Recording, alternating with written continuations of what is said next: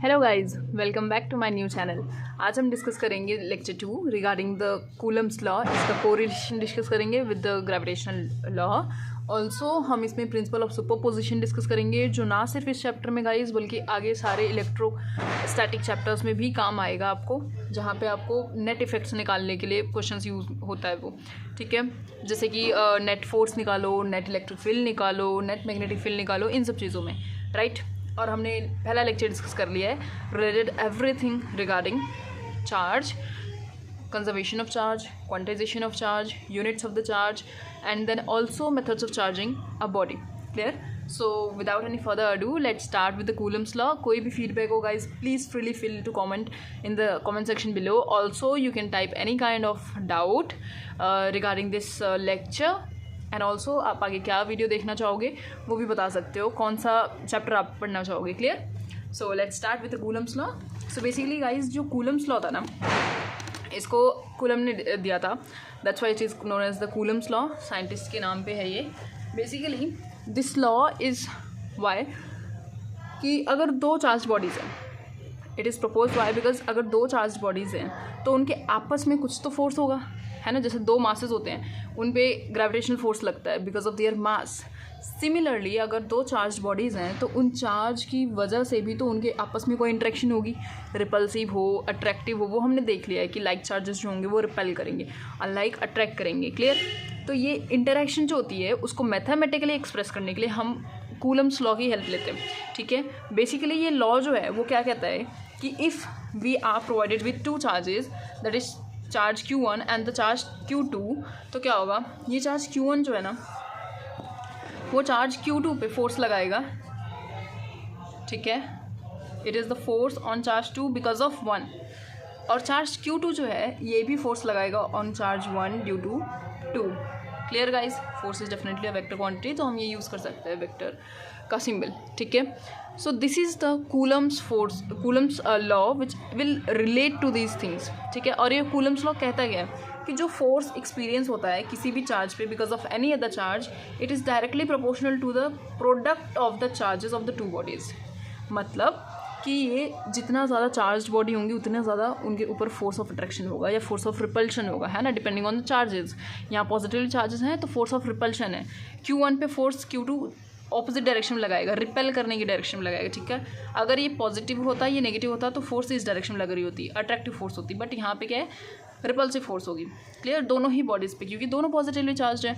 Also this force is inversely proportional to the distance. ये centre to centre force होता है charge Q1 और charge Q2 से। अगर हम centre to centre distance suppose R मानते हैं तो it is inversely proportional to the square of the distance between the two charges. ठीक है, ऑल्सो गाइज, ये कूलम्स फोर्स जो होता है ना, ये एक्ट करता है along the line joining the two charges.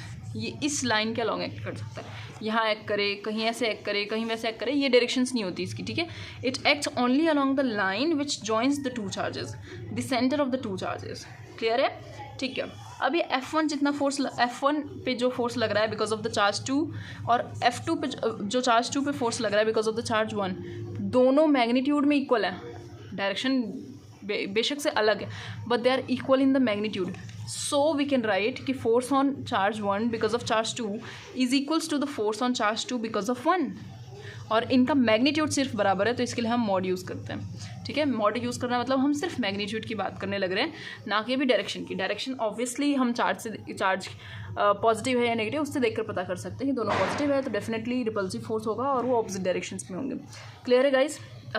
Okay, अब ये हमारा इक्वेशन 1 और इक्वेशन 2 अगर हम कंबाइन करें तो बोर्ड्स में बहुत बार state the Coulomb's law and derive its expression, ये सब चीज़ें करके आता है, write its applications, write its limitations, ये सब चीज़ें होती है। ठीक है, तो उसके लिए आप क्या करोगे, इक्वेशन 1 और 2 आपकी बन गई है। आगे देखते हैं क्या करना होता है हमें। हम इन दोनों इक्वेशंस को कंबाइन करके लिख सकते हैं कि the force is directly proportional to Q1 into Q2 upon R square. अब ये प्रोपोर्शनैलिटी का साइन हटाने के लिए हमारे पास एक कांस्टेंट आता है which is K into Q1 Q2 by R square. What is this K guys? K is a constant, it is a constant and it is also called as, it is also dependent on the medium. जैसे हमने F G पड़ा हुआ है ना, gravitational force, it is equals to G into m1 m2 upon R square, कि ये जी जो होता है ये भी कांस्टेंट होता है, बट ये यूनिवर्सल कांस्टेंट होता है गाइज। ये अर्थ और सन के बीच में देख लो, कोई एप्पल का ट्री और मून के बीच में देख लो, इसकी वैल्यू फिक्स्ड रहती थी, है ना। But this constant is a constant, but it depends upon the medium. अगर दो चार्ज पार्टिकल्स पानी में अलग फोर्स ऑफ अट्रैक्शन या रिपल्शन होगी, दो चार्ज पार्टिकल्स एयर में अलग फोर्स ऑफ अट्रैक्शन या रिपल्शन होगी। It depends on the medium कि लिक्विड है, ऑयल है, एयर है, वैक्यूम है, क्या है मीडियम, ठीक है, माइका है, क्या है। Okay, so it depends on the medium and the value is very important for you people to remember. So इसका एक फॉर्मूला भी होगा और वैल्यू भी होगी। के इज इक्वल्स टू, याद करना है आपने, 1/4 pi epsilon. What is this epsilon, ठीक है। अभी हम नेक्स्ट लेक्चर में इसको डिटेल में डिस्कस करेंगे, व्हाट इज़ दिस एप्सिलॉन। और इसको अगर आप सॉल्व करोगे, इसकी वैल्यू पुट करने के बाद एप्सिलॉन की, तो आपको के की वैल्यू मिलकर आती है 9 × 10⁹ न्यूटन मीटर स्क्वायर पर कूलम स्क्वायर। क्लियर गाइस, ये के की वैल्यू है। अब ये जो एप्सिलॉन है इसकी वैल्यू क्या होती है, 8.825 × 10⁻⁻12 कूलम स्क्वायर पर न्यूटन पर मीटर स्क्वायर। क्लियर गाइस, इनकी यूनिट्स जस्ट ऑपोजिट होती है, वो आप जब इधर उधर भेज करके देखोगे तो आपको यूनिट पता लग जाएगी। इनकी वैल्यूज़ आपने याद रखनी है। एप्सिलॉन की वैल्यू है 8.25 × 10⁻⁻12। अगर आप यहाँ पे पुट करोगे 4 पाई से मल्टीप्लाई करोगे तो के की वैल्यू आ जाती है, that is 9 × 10⁻9। I hope this is clear. के जो होता है वेरी इंपॉर्टेंट गाइज, ये कॉन्स्टेंट है but it depends upon the medium, it depends on the medium and changes with the medium. Clear है, ओके। सो कूलम्स लॉ में हमें पता है कि जो फोर्स ऑफ अट्रैक्शन या रिपल्शन है, it is inversely dependent upon the square of the distance between the two charges. इसी को हम कहते हैं इन्वर्स स्क्वायर लॉ, कि ये कौन सा लॉ ओबे करते हैं, inverse square law. This Coulomb's law में ये जो फोर्स होता है, electrostatic force, it is inversely proportional to the square of the distance between the two charges. अगर हम इसका ग्राफ प्लॉट करने की कोशिश करेंगे, वाई एक्सिस पे एफ है एंड एक्स एक्सिस पे हमारे पास आर है, आर मतलब सेपरेशन बिटवीन द चार्जेस क्या है। अगर इनको हम प्लॉट करेंगे तो इन्वर्स स्क्वायर पे हमारे पास कौन सा ग्राफ बनकर आएगा, ये मिलेगा। ओके गाइज, ये अगर इन्फिनिटी पे आर टेंड करेगा तब जाकर के हमारा फोर्स विल टेंड टू 0, ठीक है। मतलब इनके बीच में फोर्स लगती ही रहेगी अनलेस इनके बीच का इतना सेपरेशन हो जाए, इतना सेपरेशन हो जाए कि वो इन्फिनिटी अपार्ट हो जाए, तब जाकर के हमारा फोर्स उनके बीच का 0 होता है। I hope this is clear, okay.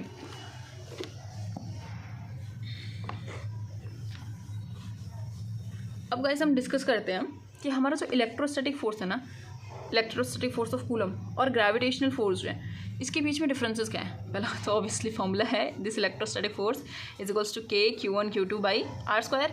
अभी हमने डिस्कस किया gravitational force is equals to G × M1 M2 by R square.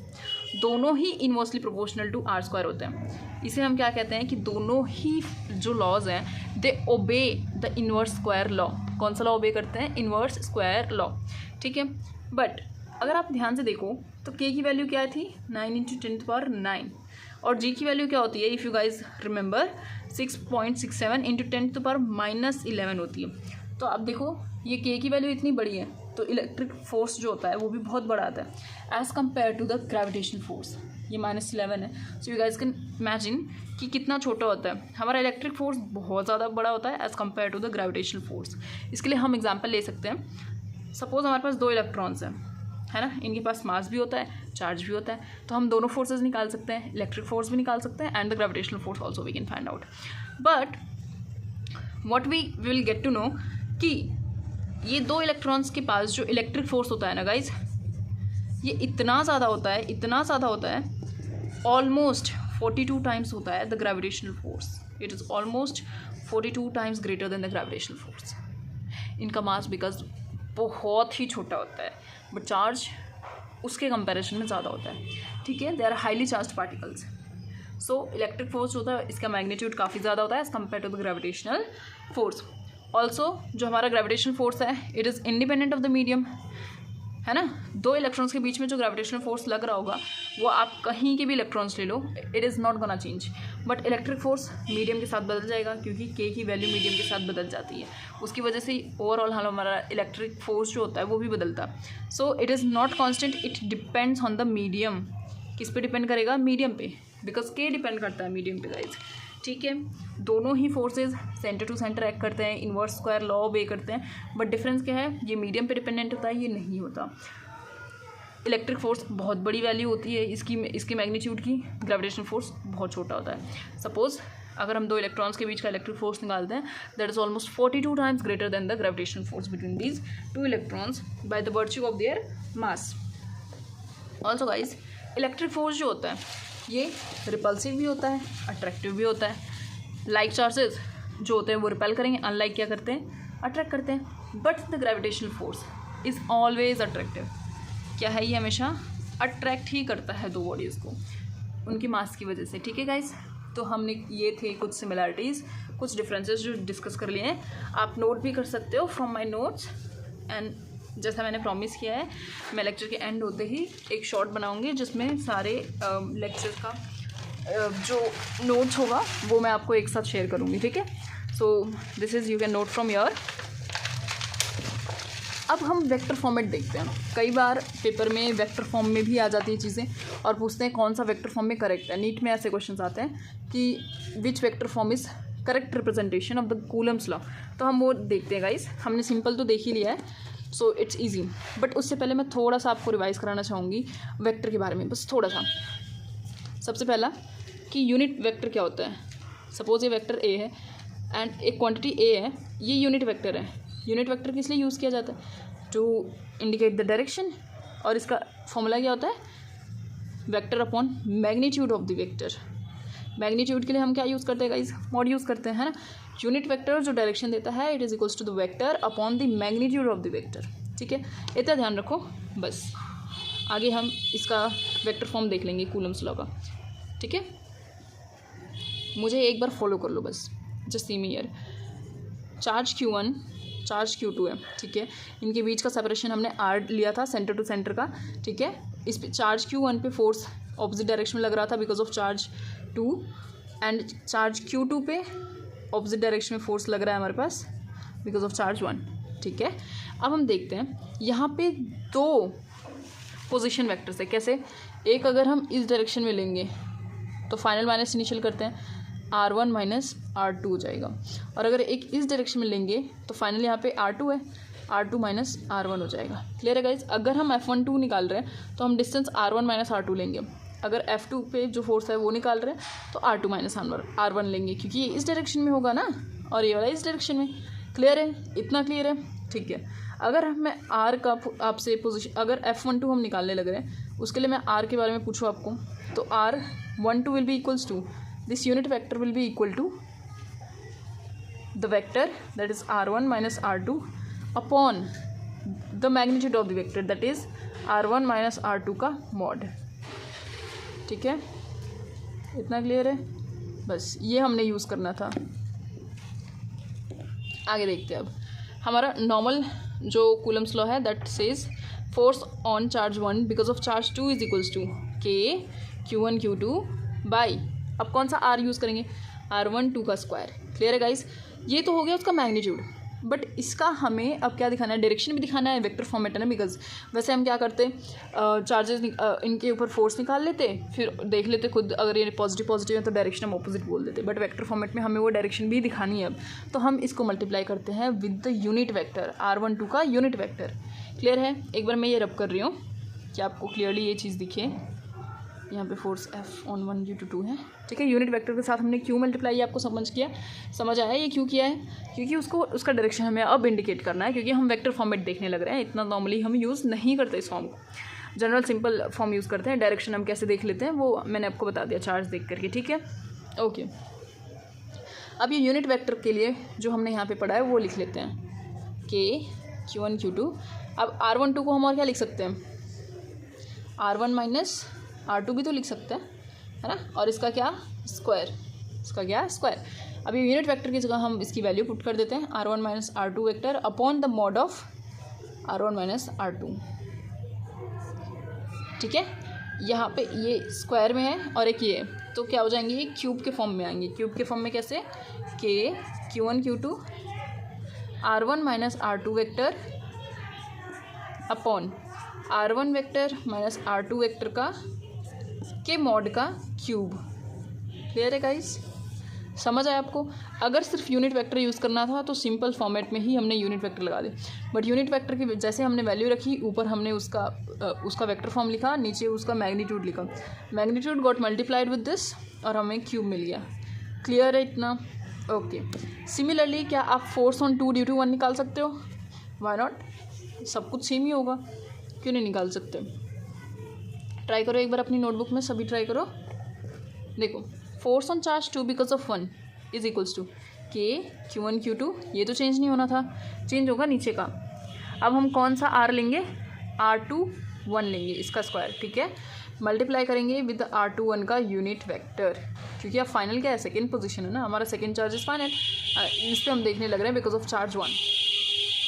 हम इसकी वैल्यू पुट करेंगे यूनिट वेक्टर की, vector R2 minus vector R1 upon mod of vector R2 minus R1। हमने mod use किया, यहाँ पे भी हम डाल सकते हैं R2 माइनस R1 का होल स्क्वायर है। क्लियर, अभी आपस में मल्टीप्लाई करके क्यूब हो जाएंगे, के Q1 Q2 R2 minus R1 vectors upon R2 minus R1 vector का cube. This is the force on charge 2 because of charge 1, और उसका ये वेक्टर फॉर्म है, ठीक है गाइज। इतना आई होप आपको क्लियर है। This is ultimate force on charge 2 because of 1, उसका vector format. I hope this much is clear, ठीक है। तो ये था हमारा vector form of Coulomb's law. Clear guys, कोई भी डाउट हो please comment below, I will make sure to answer it.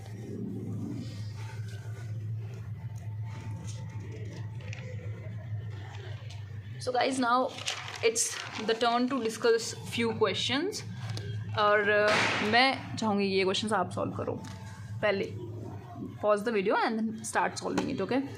देखो आपका क्वेश्चन क्या है, find the electric force and the gravitational force for the 2 electrons which are placed at the same distance.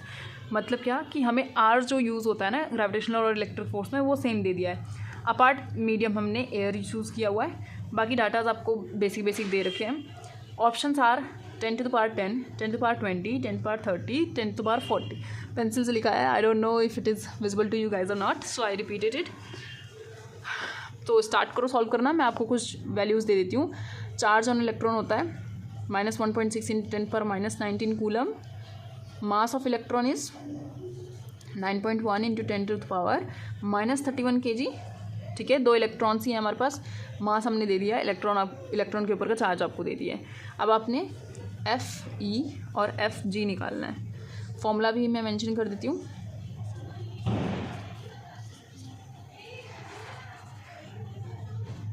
बस आपने value put करनी है। देखो guys, के की वैल्यू आपको पता है, कैपिटल जी की वैल्यू भी पता होगी, मैंने आपको पहले ही बताया था। के इज़ 9 × 10 to the power 9, जी की वैल्यू क्या है 6.67 × 10 to the power -11, ठीक है। अब सॉल्व करने की कोशिश करो, यहाँ पे सारी वैल्यूज़ पुट करो। के में 9 × 10 to the power 9 पुट करोगे। चार्ज हमारा फर्स्ट चार्ज भी इलेक्ट्रॉन है, दूसरा चार्ज भी इलेक्ट्रॉन है, क्योंकि इलेक्ट्रॉन के बीच का हम निकालने लग रहे हैं इलेक्ट्रिक फोर्स, ठीक है। तो दोनों का चार्ज मतलब हम इसका स्क्वायर कर सकते हैं 1.6 × 10 to the power -19 का। Very good. डिस्टेंस हमें नहीं पता, फिक्स डिस्टेंस है, सेम है, इतना पता है, तो r² सपोज कर लेते हैं। ऐसे ही अब हम निकालते हैं ग्रेविटेशनल फोर्स, ठीक है। ओके, जी की वैल्यू क्या है हमारे पास 6.67 × 10 to the power -11 multiplied with the mass of electron. Mass कितना है 9.1, चलो 9 ले लेते हैं, -31 का स्क्वायर कर लेंगे बिकॉज दोनों ही मासेस जो है हमारे पास इलेक्ट्रॉन ही है, अपॉन r²। डिस्टेंस सेम ही है तो r² ले लिया, ठीक है। अब हमें इनका रेशियो निकालना है, तो FE/FG कर सकते हैं। अगर हमने FE/FG किया तो क्या होगा गाइस, ये r² कैंसिल हो जाएगा, यस और नॉट। ये फ्लिप मार करके ऊपर चला जाएगा, this whole equation will change. कैसे, r² upon 6.67 × 10 to the power -11 into 9 × 10 to the power -31 का whole square. r² is cancel with the r², और इसको जब आप सॉल्व करोगे you will get somewhere around 10 to the power 42। ये question तो अब आप सॉल्व कर सकते हो ना, 9 इंटू 10⁻9 इंटू 1.6 इंटू 10⁻−19 का square upon 6.67 into 10⁻11 into 9 into 10⁻−31 का होल स्क्वायर। क्लियर गाइज, ये आप सॉल्व करोगे तो आपको कुछ ऐसा आंसर आएगा 10⁻42 अप्रॉक्स। तो हमारे पास ऑप्शंस में 10⁻30 है, 10⁻40, तो राइट आंसर क्या हो जाएगा 10⁻40।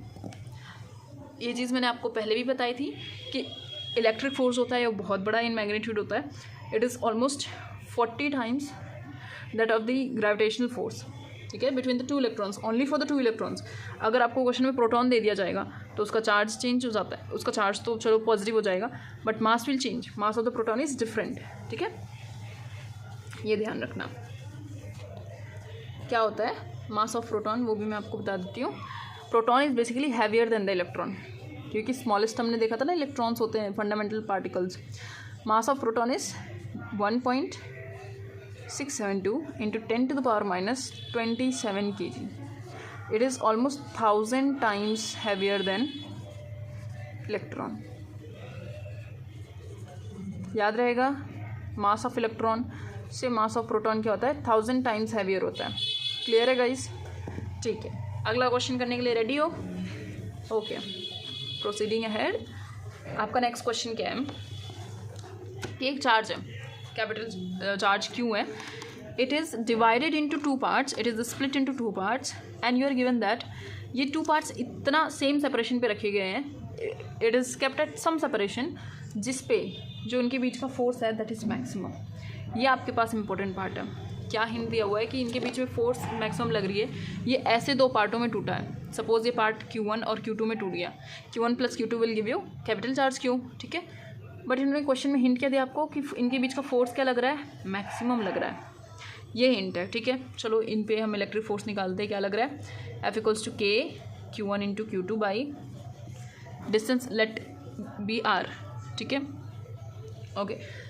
अब आपने मैक्सिमम मिनिमा निकालना सीखा है, थोड़ा बहुत वेक्टर तो गाइस देखो यूज़ होगा ही, क्लास 11th का, I know it's hard for you people to recall, but यही कुछ क्वेश्चंस है जो रिपीट होते हैं।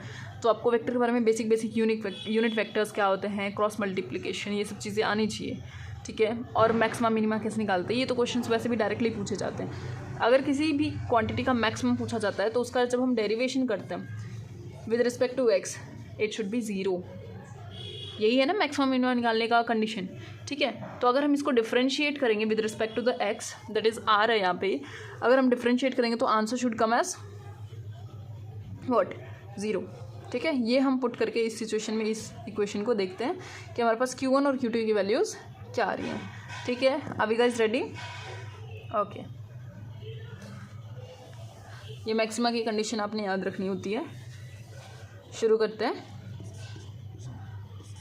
Our force is equals to K Q1 Q2 by R², they are separated by the distance R², ठीक है guys. अब इसने हमें सॉल्व करने के लिए Q1 और Q2 की वैल्यू लेनी है। सपोज एक चार्ज x है और हमें ये टोटल पता है चार्ज कितना है बॉडी पे, Q था जो स्प्लिट हुआ था, ठीक है। अगर स्प्लिट होकर के हमने चार्ज एक x बनाया तो दूसरा क्या होगा, उस चार्ज का बचा कुचा पार्ट ही तो होगा, ठीक है। तो हम यहाँ पे Q1 Q2 की वैल्यूज़ पुट करें अगर x × Q - x by R², और इसे अब डिफ्रेंशिएट करें क्योंकि df/dx हैज़ या dr in this case has to be 0। अब इसका डिफ्रेंशिएट कर सकते हो आप। डिफ्रेंशिएशन में क्या होता है, पावर जो होता है वो आगे आ जाता है और रेस्ट द पावर में से एक कम कर दिया जाता है। पहले तो x को अंदर मल्टीप्लाई करेंगे तो क्या हो जाएगा KQX - KX² upon R²। Individual differentiation होगा इसका, फिर इसका होगा, ठीक है। इसको आप डिफ्रेंशिएट करोगे तो क्या हो जाएगा, x यहाँ पे वेरिएबल है, ठीक है। x टू द पावर क्या लेंगे अब हम 1, ये आगे आ जाएगा पावर, और यहाँ पे 1 - 1 करोगे तो क्या होगा 0, anything raised to the power 0 is 1। तो KQX बाई R² का डिफ्रेंशिएशन क्या होगा, it is equals to KQ by 2R। Same तरीके से अगर हम अगले का भी करें तो ये हो जाएगा 2KX बाई 2R, जो कि LCM में ही रहेगा, ठीक है। क्लियर है? This has to be equals to 0, इस इक्वेशन को हमें इक्वल्स टू 0 पुट करना है।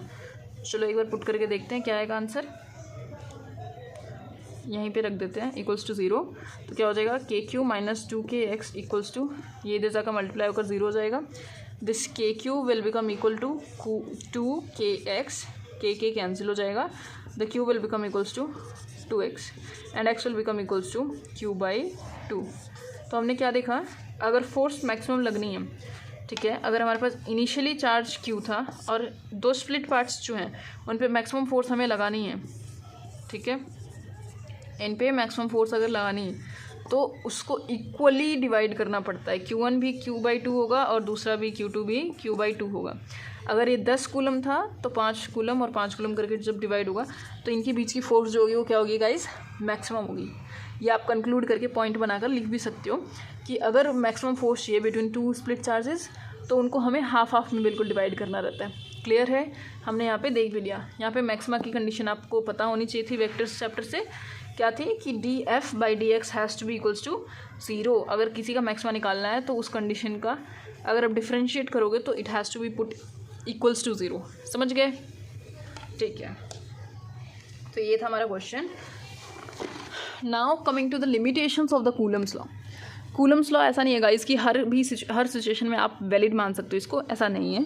सारे टाइप ऑफ चार्ज, देखो चार्ज का डिस्ट्रीब्यूशन 2 टाइप का होता है. एक होता है पॉइंट चार्ज, क्या होता है पॉइंट चार्ज, मतलब बहुत तुच्छू सा चार्ज, और एक होता है एक्सटेंडेड चार्ज डिस्ट्रीब्यूशन, जैसे ये हो गया, एक पूरा सर्कुलर सिरिंग पे हमने डिस्ट्रीब्यूट कर दिया, एक सिलेंडर पे हमने डिस्ट्रीब्यूशन कर दिया. सो this is what, this is a continuous charge distribution. इसके लिए हमारे पास वैलिड नहीं होता, एक्सटेंडेड चार्ज पार्टिकल्स के लिए वैलिड नहीं होता, ठीक है. So Coulomb's law is not valid for the extended charges, it is only and only valid for the point charges जो कि बहुत छोटे होते हैं, ठीक है.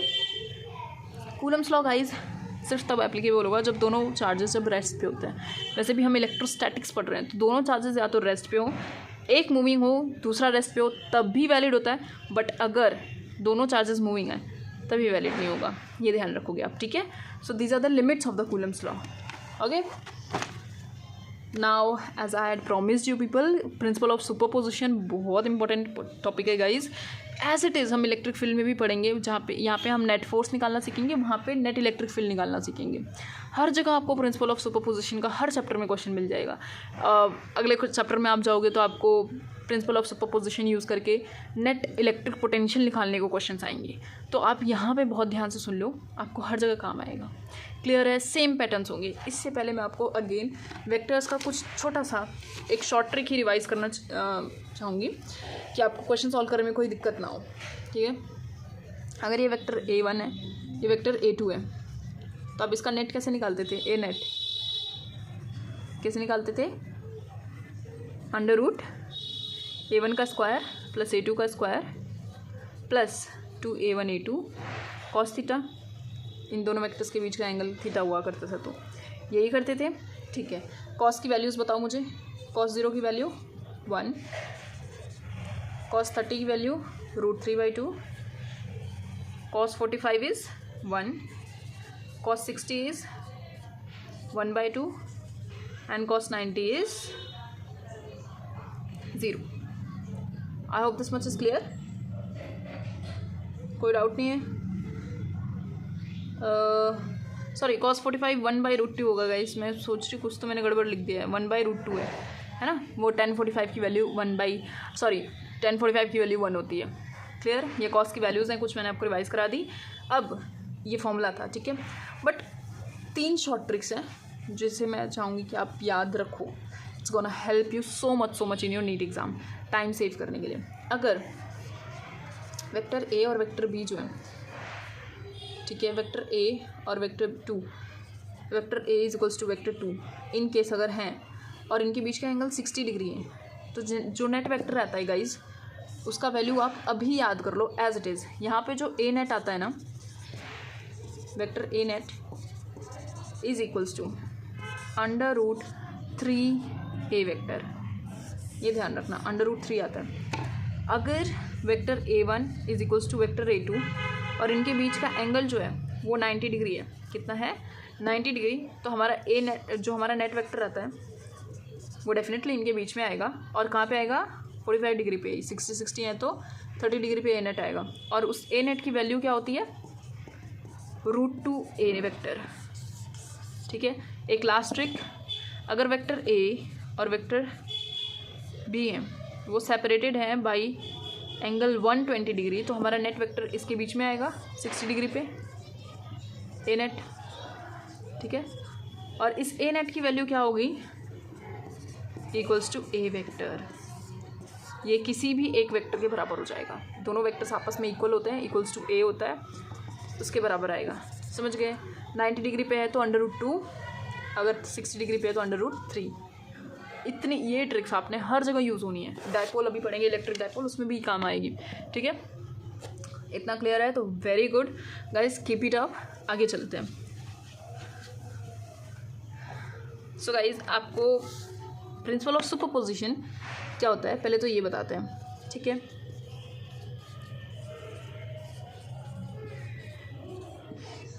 a short break to drink water.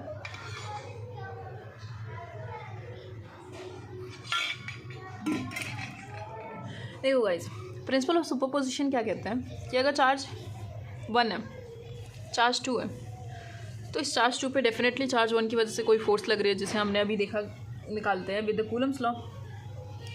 अब गाइस, ये इस पे जो फोर्स लगा रहा है वो तो ठीक है, अगर हम सिस्टम ऑफ चार्जेस ले लें, दो तक तो हमने देखा कूलम्स लॉ इजीली वैलिड था। अगर हम सिस्टम ऑफ चार्जेस की जब बात करते हैं ना, उसमें बहुत चार्जेस आ जाते हैं, चार्ज 3, चार्ज 4 ऐसे आ जाते हैं अप टू चार्ज n तक। क्लियर। अब इन सभी चार्जेस की वजह से चार्ज 2 पे फोर्स लगेगा, ये इस पे फोर्स लगाएगा, ये इस पे फोर्स लगाएगा, ये इस पे फोर्स लगाएगा। ठीक है, force on charge 2 because of 1 था पहले सिर्फ, but now there is force on charge 2 because of charge 3, there is force on charge 2 because of charge 4। ठीक है, सो ऑन बहुत सारे फोर्सेस की, बहुत सारे चार्जेस की वजह से नया फोर्स जनरेट हुआ। तो अगर नेट चार्ज आपको पूछा जाए, नेट फोर्स पूछा जाए चार्ज 2 पे, तो ये सभी की वजह से है। It is because of charge 1 also, because of charge 2 also, because of charge 3 also, because of charge 4 also. And जितने चार्जेस आएंगे उनकी वजह से इस पे फोर्स लगेगा, इंडिविजुअल लगेगा। और नेट निकालने के लिए आपको क्या करना पड़ेगा, सम करना पड़ेगा। क्या करना पड़ेगा, sum. This is simple principle of superposition. ये क्या कहता है कि वेक्टर फॉर्म में आप चीज़ों को जोड़ दो। Force is a vector quantity, इसलिए वेक्टर फॉर्म में जोड़ो। इलेक्ट्रिक फील्ड आगे पढ़ेंगे, वो भी वेक्टर क्वांटिटी होता है, तो उन सबको जोड़ दो। यही कहता है हमारा प्रिंसिपल ऑफ सुपरपोजिशन। कि मेरे साथ डेफिनेशन पढ़ो एक बार। अगर सिस्टम ऑफ चार्ज हुआ, if there is a system of charge, then we have to do the vector sum of all the charges जिनकी वजह से उस पर्टिकुलर चार्ज के ऊपर फोर्स लग रहा है। क्लियर है? ठीक है, इसको रिप्रेजेंट कैसे करोगे? अगर फोर्स नेट निकालना है ऑन चार्ज n, तो because of charge 1, because of charge 2, because of charge 3 and so on charges की वजह से उस पर फोर्स जो होगा उसको ऐड कर दिया जाएगा। बस वेक्टर फॉर्म में ऐड करना है। क्लियर है? अब हम पढ़ेंगे इस पर न्यूमेरिकल्स कैसे आते हैं। This is the most important type of numerical आज फ्रॉम दिस चैप्टर। बहुत कॉमन है, एक ही पैटर्न है, उसी पे क्वेश्चन पूछा जाएगा हर बार। ठीक है गाइज, तो देखो आपका पहला क्वेश्चन है, एक ट्राइंगल है, इक्विलेटरल ट्राइंगल, इनकी वर्टेक्स पे चार्ज क्यू रखा हुआ है। चार्ज क्यू मतलब पॉजिटिव चार्ज है ये। ठीक है, vertex A, vertex B, vertex C ले लेते हैं। ठीक है, ओके। इनके बीच की डिस्टेंस क्या है? Distance a, distance a, separated by small distance a. अब आपसे अगर पूछा जाए find the net charge on the charge kept at B vertex, इस चार्ज के ऊपर नेट चार्ज, बाकी चार्जेस की वजह से फोर्स निकालो। Find the F net on charge kept at B vertex. तो यहाँ पे इसकी वजह से भी कुछ फोर्स लग रहा है, इसकी वजह से भी कुछ फोर्स लग रहा है। ठीक है, अब ये चार्ज क्यू जो ए वर्टेक्स पे रखा है ये भी पॉजिटिव है और ये चार्ज भी पॉजिटिव था, तो ये इसको रिपेल करेगा। क्लियर है? तो फोर्स की डायरेक्शन ये होगी या ये होगी, आप खुद मुझे बताओ गाइस। यही होनी चाहिए, रिपल्शन है, दूर होगी, अवे फ्रॉम दैट चार्ज होगी। ठीक है, so it is the force on charge kept at B because of charge kept at A. Clear है? सिमिलरली जो चार्ज सी वर्टेक्स पे रखा हुआ है वो फोर्स भी किस डायरेक्शन में लगाएगा? ऑपोजिट डायरेक्शन में ही लगाएगा।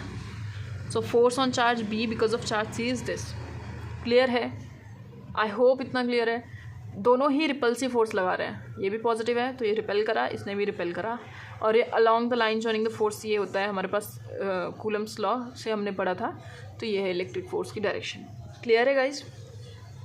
अब मुझे ये बताओ, ये इक्विलेटरल ट्राइंगल है, ये एंगल 60 है, तो ये एंगल भी 60 हुआ, ठीक है। चार्जेस की जो मैग्नीट्यूड है क्यू ही है, सेम है, separated by the same distance a. तो ये जो एफ बी सी है और एफ बी ए है, क्या वो बराबर नहीं होंगे? Force on charge B because of C is equals to force on charge B because of A and is equal to capital F ले लेते हैं। चलो, दोनों का मैग्नीट्यूड चार्जेस का एक ही है। फोर्स का फॉर्मूला क्या था? के Q1 Q2 by R square. यहाँ पे ए है distance between the two charges, a भी सेम है, चार्जेस भी सेम है, के मीडियम भी सेम ही है, तो हमारे पास फोर्स जो होगा वो इक्वल आ जाएगा, ठीक है। सपोज ये फोर्सेज हैं एफ के बराबर, तो अभी यहाँ पे आपने क्या करना पड़ेगा? एफ नेट निकालना पड़ेगा। दो वेक्टर्स हो गए आपके पास, हो गए ना, separated by which angle? 60 degree. तो इसका एफ नेट कितना निकलेगा guys? Yes, very good, √3f। बिना सॉल्व किए आंसर आपके सामने। You can also solve it, f² + f² + 2f1 f2 cos 60 degree. Solve करो, answer will be the same. अगर 60 डिग्री है तो √3, 90 डिग्री है तो √2, 120 डिग्री का सेपरेशन है तो सिंपल उस वेक्टर को लिखना है। क्लियर है? सुपर डुपर क्लियर है, ठीक है। अगला क्वेश्चन करते हैं। साइन का ध्यान रखना गाइज, साइन की वजह से ही क्वेश्चन गड़बड़ होते हैं। अगर पॉजिटिव चार्ज है तो अवे में आपको मार्क करना है, पॉजिटिव है तो अवे में। यही डायरेक्शन अगर नेगेटिव होती ना, ये चार्ज नेगेटिव होता तो इसकी डायरेक्शन इधर आती, ये चार्ज ये फोर्स जो था वो इधर की ओर लग रहा होता, हमने नेट इधर निकालना पड़ जाता। समझ गए? Very good. Let's see the next question based on the principle of superposition. Yes, so your next question is, एक स्क्वायर है, हर वर्टेक्स पे चार्ज क्यू रखा हुआ है, ठीक है। These are separated by the same distance again A, vertex A B C D. जो चार्ज वर्टेक्स सी पे रखा है, इस पे बाकी जो चार्जेस हैं वो भी फोर्स लगाने लग रहे हैं, ठीक है। अब आपको क्या पूछा गया है? वही नेट फोर्स निकालो on charge kept at C vertex. Force on charge kept at C vertex because of B निकाले अगर हम, तो क्या ये चार्जेस क्यू ही हैं? इधर भी और इधर भी, इनके डिस्टेंस ऑफ सेपरेशन भी ए ही है, तो ये बराबर हो जाएंगे because of the charge kept eight D and let इनको हम एफ मान लेते हैं। ये बराबर है, देखो इसकी वजह से जो चार्ज लग रहा है, जो फोर्स लग रहा है वो इस डायरेक्शन में, इसकी वजह से इस डायरेक्शन में लग रहा है, ठीक है, 90 डिग्री पे बिल्कुल, बट सेम ही लगेगा बिकॉज चार्जेस क्यू ही है, separated by the distance A. Clear है इतना? अब इन दो फोर्सेस को हमने मान लिया, let it be capital F, और इसका नेट अगर आप निकालोगे 90 डिग्री पे सेपरेटेड है, तो क्या आएगा आंसर? √2f। आपको मैंने अभी शॉर्ट ट्रिक में पहले बताया था, जस्ट इसके पिछले टॉपिक में, ठीक है। So this will be your net answer. But guys अभी एक चार्ज की वजह से हमने फोर्स नहीं निकाला, यहाँ पर प्रिंसिपल ऑफ सुपरपोजिशन अभी जस्टिफाई नहीं हुआ। चार्ज क्यू भी तो रह रहा है अभी, केप्ट एट द वर्टेक्स ए, उसकी वजह से भी हमने निकालना है, ये आप याद रखो, ठीक है। ये चार्ज, अब ये फोर्सेस तो मैं मिटा सकती हूँ, इनका कोई काम नहीं। नेट फोर्स हमने निकाल लिया और उसकी डायरेक्शन भी हमें पता लग चुकी है, it is in this direction √2f। Clear है? इजी? ओके। अब चलो guys, charge Q kept at the vertex ए की वजह से देखते हैं चीज़ें क्या। यहाँ चार्ज क्यू है, यहाँ भी चार्ज क्यू है, but the distance is change this time, it is not the same distance A. Direction बताओ पहले, इस पर फोर्स किस डायरेक्शन में लगेगी? ये भी पॉजिटिव है, ये भी पॉजिटिव, रिपेल करेगा, यही डायरेक्शन होगी। Force on charge kept at C because of A, direction यही होगी, but magnitude is change this time of the force. जो ये है, it is the diagonal of square, तो आंसर क्या आएगा? √2a आएगा। डायगोनल ऑफ स्क्वायर का यही फॉर्मूला होता है, √2a। यहाँ पे जब हम फोर्स निकालेंगे on charge kept at C because of 1, ये सी था, ये ए था, है ना, तो क्या हो जाएगा? के क्यू, दोनों जगहों पे क्यू ही है, बट डिस्टेंस यहाँ पे क्या है दिस टाइम? √2a का स्क्वायर है, ठीक है। इसको सॉल्व करेंगे, √2 × √2 हो जाएगा, 2 ही बचेगा और a का स्क्वायर हो जाएगा, के क्यू, ठीक है। ये आएगा फोर्स ऑन सी ए, ठीक है। तो हमारे पास √2f पहले से लग रहा था, एफ सी ए भी हमारे पास आ चुका है, k/2a²। अब k/2a² जो है ये बराबर टू एफ है, it is equals to F only. F क्या था? K, charge on 1 charge on 2 separated by the distance a², वही है, बट इसमें एक्स्ट्रा हाफ है। नेट फोर्स निकालने के लिए हम क्या करेंगे, सेम डायरेक्शन है, दोनों ही फोर्सेस को क्या करेंगे, ऐड कर देंगे. Very good, will add this √2f added with f/2. It will give us f. अगर हम कॉमन निकालेंगे तो √2 + 1/2. f की वैल्यू रख दो kq/a² इंटू √2 + 1/2. सिमिलर क्वेश्चन मैं आपको प्रैक्टिस करवाऊंगी जब हम इलेक्ट्रिक फील्ड पढ़ेंगे. ठीक है, यही रहेगा. जहाँ यहाँ पे f है, यहाँ पे हम फोर्स निकाल रहे हैं इलेक्ट्रिक फोर्स, वहाँ पे इलेक्ट्रिक फील्ड निकालेंगे. क्लियर है गाइज? अभी तक हमने जो चार्ज का साइन रखा था वो सेम रखा था, इसलिए डायरेक्शन आउटवर्ड ही हो रही है मोस्टली. ठीक है, बट अभी ध्यान देना अगले क्वेश्चन में क्या है, हमने चार्ज का जो साइन है वो बदला है. ठीक है, सो बी केयरफुल हियर. डायरेक्शन अपना ध्यान में रखना. -q + q + q. Again distance of separation is small a, vertex a, b, c. Net force आपको पूछा गया है on the charge kept eight c. दो चार्जेस की वजह से है, because of charge kept eight a and because of charge kept eight b. यहाँ पे तो पॉजिटिव चार्ज है, इसका फोर्स ऑफ रिपल्शन होगा इस डायरेक्शन में, force on c because of b. Clear है? बट ये नेगेटिव चार्ज है, तो ये पॉजिटिव चार्ज को क्या करेगा, अट्रैक्ट करेगा. तो यहाँ पे डायरेक्शन अब इस बार चेंज होगी, it will be towards this charge. इनके बीच का एंगल हम निकाल सकते हैं. ये इक्वेटोरियल ट्राइंगल है, ये 60 डिग्री हुआ, so remaining will be 120 degree. ठीक है, ये डायरेक्शन क्या हो जाएगी, ये force on C because of A and this is force on C because of B, separated by the distance 120 degree. ये यही सिचुएशन होगी जो हमने अभी थोड़ी टाइम पहले डिस्कस किया था. दोनों फोर्सेस का जो हमारे पास मैग्नीट्यूड आएगा वो सेम ही आएगा. चार्ज क्यू है. ठीक है, डायरेक्शन हमने देख लिया. अब नेगेटिव चार्ज से हमें कुछ नहीं करना, डायरेक्शन हमने उसको कंसीडर कर लिया. जब 120 से सेपरेशन होगा तब रिजल्टेंट क्या आता है, it is equals to capital F. तो हमारे पास F की वैल्यू क्या आई, यहाँ पे नेट इस डायरेक्शन में आएगा हमारा, और नेट क्या आएगा, F, that is kq/q/a². Clear है? तो हमें साइन का ध्यान रखना रहता है. जैसे कोई भी चार्ज का साइन पहले कंसीडर करना है, उससे हमें डायरेक्शन पता लग जाएगी नेट फोर्स की, फिर हम निकाल लेंगे छोटे छोटे लॉज यूज़ करके. और हमेशा हमें एंगल्स कॉमनली कौन से देखने को मिलते हैं, यही 60 डिग्री, 90 डिग्री और 120 डिग्री. रिजल्टेंट क्या आता है, 60 पे √3, यहाँ पे √2 टाइम्स, और यहाँ पे एज इट इज़ आता है हमारे पास जो वेक्टर होता है वही. ठीक है, एक लास्ट रूल जो है वो हम देख लेते हैं कि अगर सिमेट्रिकल चार्ज डिस्ट्रीब्यूशन हुआ, सपोज स्क्वायर है, हर वर्टेक्स पे एक चार्ज डिस्ट्रीब्यूटेड है और सेम मैग्नीट्यूड का चार्ज है. अगर Q है तो सारे में ही Q है, अगर 2Q यहाँ पे है तो हर जगह पे ही 2Q है. तो इसे कहते हैं symmetrical charge distribution. Symmetrical charge distribution अगर हुआ और सेंटर पे हमने कोई एक नया चार्ज लाकर रखा, तो इसके ऊपर हर चार्ज की वजह से जो फोर्स होगा वो क्या हो जाता है, इक्विवेलेंट होकर के ज़ीरो हो जाता है. हो जाता है ज़ीरो हो जाता है. क्यों, अभी देखते हैं. सपोज इस कैपिटल चार्ज Q पे अगर हम because of this 2Q force निकालें, तो ये ऑपोजिट डायरेक्शन में होंगे. पॉजिटिव चार्जेस इस डायरेक्शन में होगा, ये चार्ज भी इस फोर्स लगाएगा कैपिटल Q पे, और वो किस डायरेक्शन में लगाएगा, ऑपोजिट डायरेक्शन में लगाएगा, क्योंकि वो भी पॉजिटिवली चार्ज है. और ये दोनों क्या करेंगे, आपस में कैंसिल कर देंगे. सेम चीज़ यहाँ होगी, they will cancel each other. Magnitude वही है, डिस्टेंस ऑफ सेपरेशन √2a का आधा है. ये चार्ज और ये चार्ज के बीच में √2a/2 का डिफरेंस है ना, डिस्टेंस. सारे कैंसिल कर देंगे आपस में, और यहाँ पे जो नेट चार्ज के ऊपर फोर्स होगा that will be 0. This is super important. ठीक है, सिमेट्रिकल चार्ज डिस्ट्रीब्यूशन अगर होता है और उसके सेंटर पे कोई नया चार्ज रखा जाता है, तो उस पर जो फोर्स होता है that is almost equal to 0. Keep it in mind guys. Okay, ठीक है.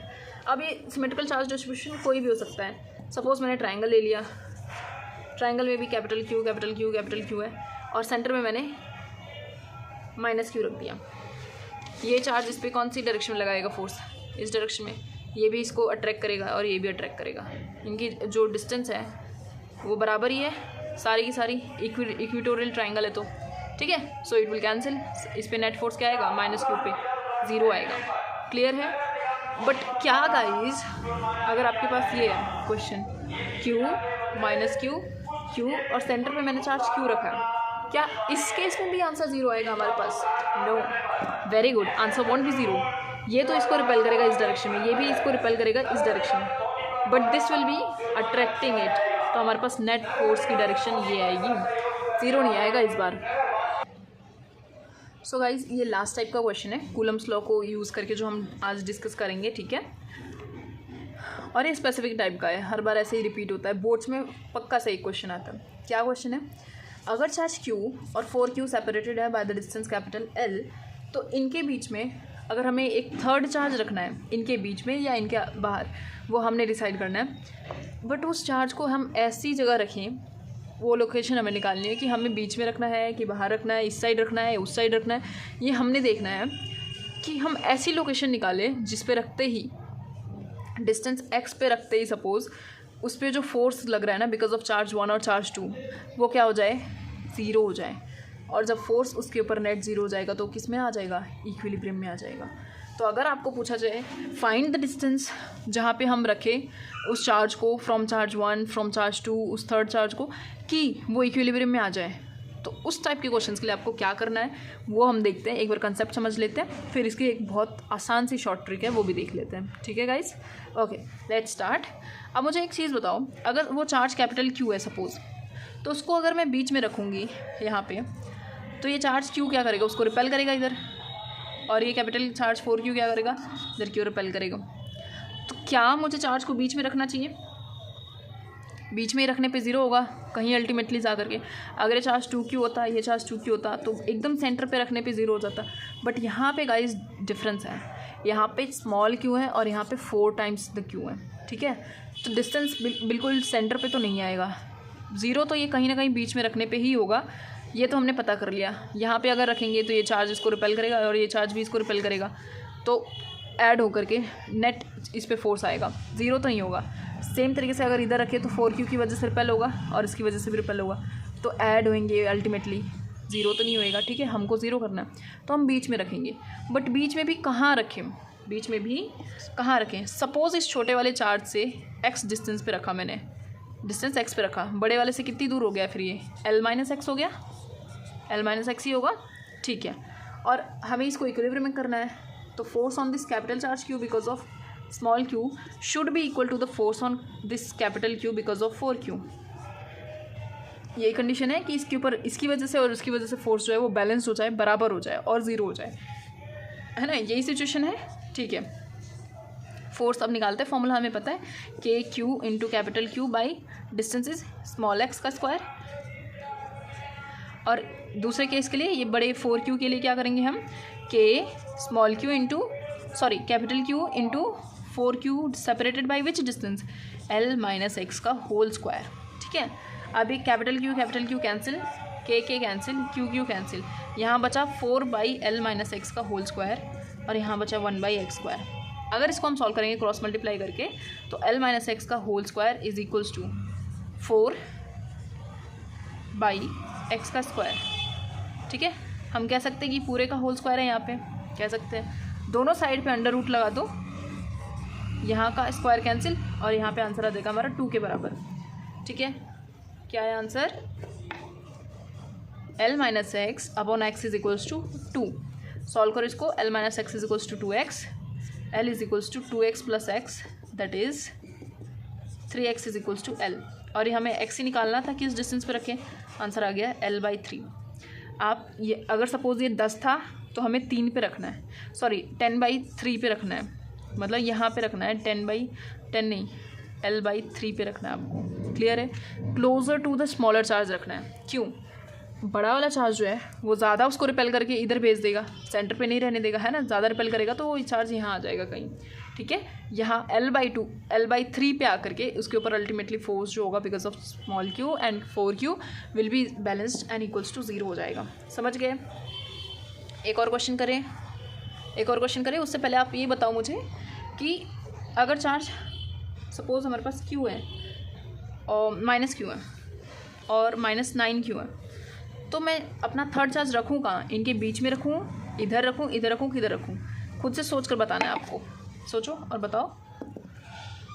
अगर सपोज़ मैंने पहले तो बीच का ही चेक करना है, अगर मैंने यहाँ रख दिया तो -q will be attracting it, और ये -9q भी अट्रैक्ट करता जाएगा और कहीं ना कहीं चीज़ें कैंसिल हो जाएंगी और अल्टीमेटली ये क्या हो जाएगा, 0 इसके ऊपर फोर्स आ जाएगा। और हमें पता है कि छोटे चार्ज के पास ही आएगा, क्योंकि क्या होगा कि हमेशा हम छोटे चार्ज के पास रखेंगे ताकि इसका मैग्नीट्यूड बढ़ जाए। आर की जो डिस्टेंस हम कम करेंगे तो इसकी वजह से जो फोर्स होगा वो बढ़ेगा और अल्टीमेटली जाकर बराबर हो जाएगा इनके, ठीक है।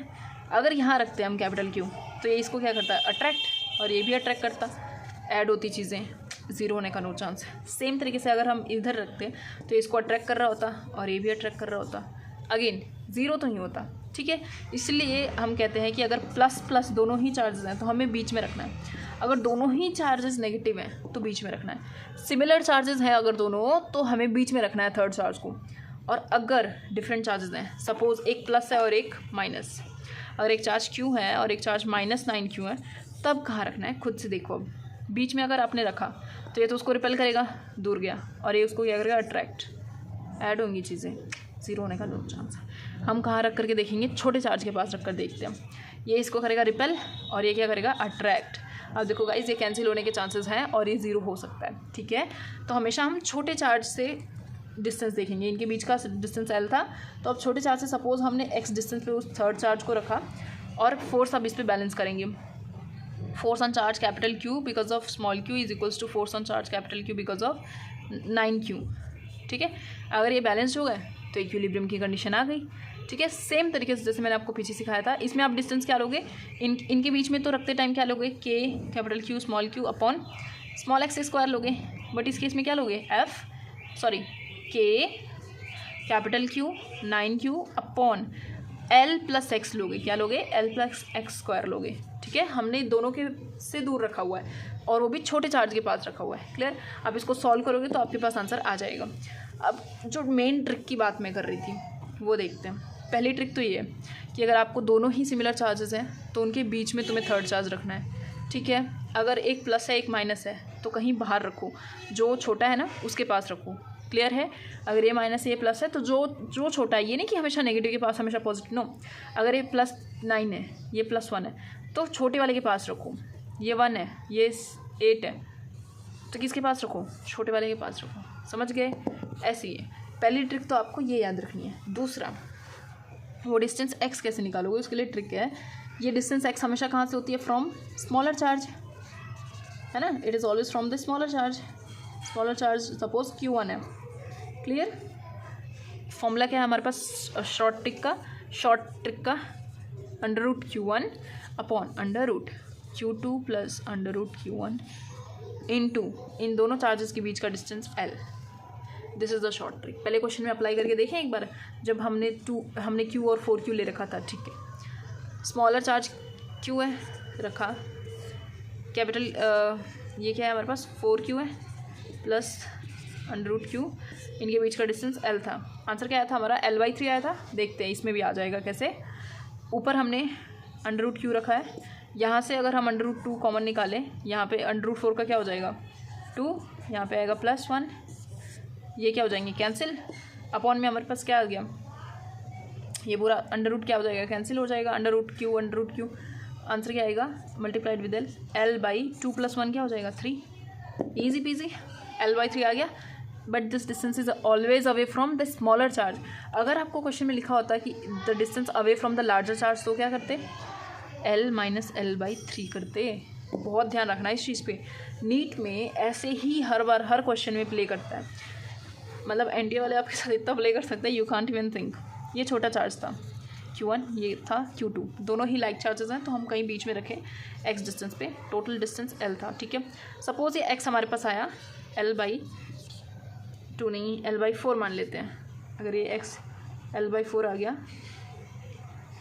अगर आपको क्वेश्चन में पूछा है डिस्टेंस बताओ फ्रॉम द स्मॉलर चार्ज, तो आप L/4 पे टिक करो, आगे बढ़ो। अगर उन्होंने क्वेश्चन में पूछा है द डिस्टेंस, जहाँ पे हम ऐसी जगह पे रखें कि हमारा इक्विलिब्रियम में आ जाए, but tell me the distance from the larger charge, तो क्या करोगे, कैपिटल L में से इस L/4 को क्या करना पड़ेगा, सबट्रैक्ट करना पड़ेगा।